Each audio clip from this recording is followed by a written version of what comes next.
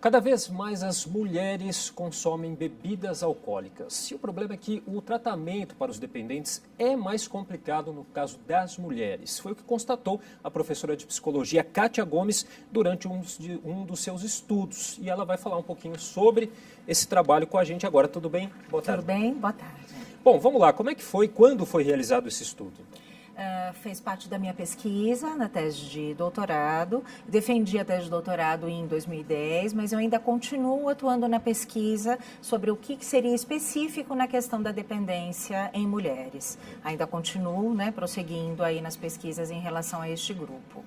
Tá? Então, posso falar um pouquinho sobre... Então, essa pesquisa, na verdade, ela foi realizada pensando principalmente o que seria de específico, quais as características em relação à questão da mulher e principalmente utilizando diferentes referenciais teóricos na pesquisa, como por exemplo, as questões sociais, relacionadas à questão da dependência, as mulheres. Utilizei um grupo psicoterapêutico que acontece dentro de um centro de atenção psicossocial, álcool e outras drogas, um tratamento específico vinculado às políticas públicas na área das dependências, para pensar o que seria específico e quais as questões que elas principalmente apresentariam. E por que as mulheres estão cada dia bebendo mais?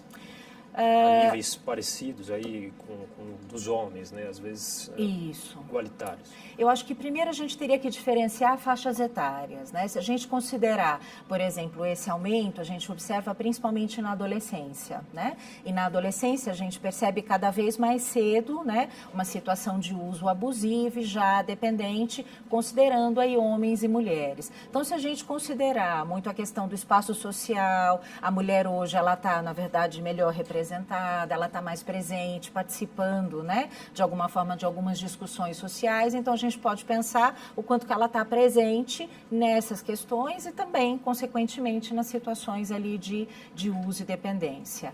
Para outras faixas etárias, mulheres adultas e mulheres idosas, eu não diria que tem um aumento, mas acho que antes tínhamos uma subnotificação, que os casos não apareciam, principalmente pela dificuldade dessas mulheres chegarem ao tratamento, por questões que isso também eu trabalho muito na tese, relacionado à questão do preconceito, ao estigma. O preconceito ainda é o grande problema nessa questão do tratamento? Sem dúvida. Isso a gente observa para todas as faixas etárias, Por que o preconceito? Principalmente por uma condenação do lugar da mulher, de que não deveria, na verdade, ter essas práticas de situação de uso abusivo e dependente. A mulher, por exemplo, mãe, dona de casa, a mulher gestante, elas sofrem um preconceito, principalmente por esse lugar social, Como se fosse proibido que a mulher tivesse, na verdade, essas questões, que são consideradas questões de saúde, questões de sofrimento psíquico, Agora, o tratamento em si, ele é diferente para o homem e para a mulher? Ele deveria ser. Ele não acontece na maioria dos locais, por exemplo, dos centros de tratamento. Por que ele deveria ser? Isso, inclusive, eu encontro também na literatura científica. É importante grupos específicos, que nós chamamos de grupos homogêneos, para que essas mulheres elas tenham mais liberdade de falar sobre a sua condição de sofrimento, sobre as suas relações. Muitas vezes a dificuldade está relacionada aí ao companheiro, principalmente mulheres que sofrem situação de violência, doméstica. As mulheres, elas têm, na verdade, isso inclusive pesquisas nacionais e pesquisas internacionais, elas são mais vítimas, principalmente as mulheres dependentes, foram vítimas de abuso sexual na infância, na adolescência.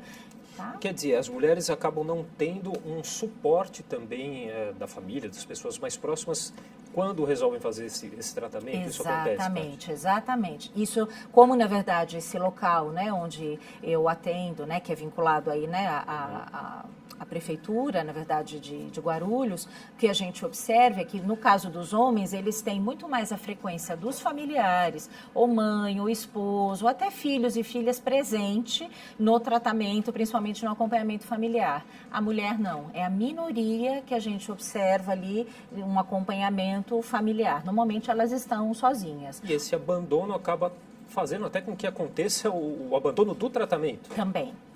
São duas questões. Tanto a falta de apoio familiar, social, como também, muitas vezes, a situação de estigma e falta de compreensão até dos profissionais, do que é específico. Tem profissionais também que, na verdade, manifestam muitos preconceitos em relação ali ao uso dependente das mulheres. Então, essa falta de compreensão, essa falta de apoio gera o abandono, muitas vezes até a dificuldade na procura pelo tratamento, né? Por conta do que nós chamamos aí de estigma, né? Agora, diante desse cenário, Kátia, o que é possível se fazer, então? O que é feito?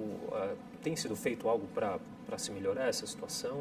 Sim, hoje já é muito discutido nos espaços, nos locais de tratamento, a necessidade de grupos homogêneos, olhar para o que é específico da mulher, né? Essas discussões, na verdade, sobre a diferença entre, né, a dependência nos homens e nas mulheres, isso já é mais discutido, principalmente na perspectiva da ciência. Ainda temos poucas pesquisas e ainda as políticas públicas, elas são insuficientes, né, o que a gente considera, para o que é específico. Mas um pouco já tem se discutido mais sobre essa questão.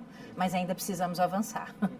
Tem até a questão hormonal na mulher, né, que também pode Tem, exatamente. Tem a questão do tratamento. Sim, né? sim, a constituição física, orgânica é diferente em relação aos homens, né? Então, o processo de metabolismo em relação tanto ao álcool como em relação às outras drogas é diferente. Uma outra questão que acho que a gente não falou muito, mas que eu acho que é importante também, é essa questão da autoestima, né?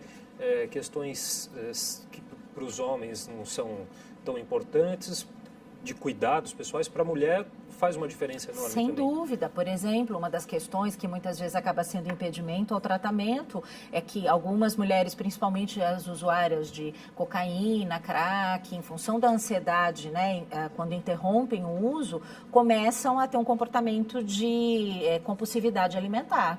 E isso gera uma alteração no peso, isso interfere na questão da autoestima. Então, para você observar, são questões específicas que precisam ser olhadas com cuidado na perspectiva do tratamento. Tá ótimo. Bom, queria agradecer, Kátia, pelos esclarecimentos. Muito obrigada.